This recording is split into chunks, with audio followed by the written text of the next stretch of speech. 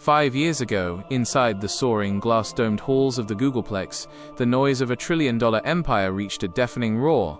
Jesus stood at the center of the frantic energy, watching Larry turn his back on the stage, the cameras, and the applause.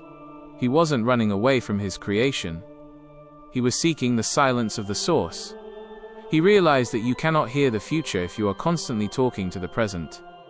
Back then, the world demanded its leaders to be celebrities. We expected the masters of technology to be on every screen, shouting their opinions to the wind.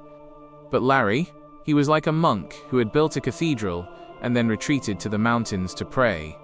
He vanished into the blue waters of private islands and the secret corridors of Alpha Labs, communicating only in whispers of radical ideas and long-term bets. He understood that the true search is internal, and that the loudest voices rarely have the most profound things to say. He planted a seed that the media called the disappearing act, but the divine called it the sabbatical of the soul. The skeptics whispered, "Has he lost interest? Is he hiding from the consequences of his power?" But Jesus smiled, because he knew the law of the deep. The most powerful currents are the ones that flow beneath the surface, unseen and undisturbed.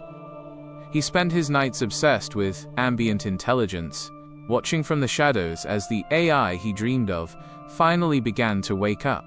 He moved further into the quiet, a ghost king in a kingdom of data, believing that his greatest gift to the world was not his presence, but his permission for the world to innovate without him. The boardroom chair was empty and the public was confused, but in that intentional absence, the man who indexed the world was finally learning how to let go of it.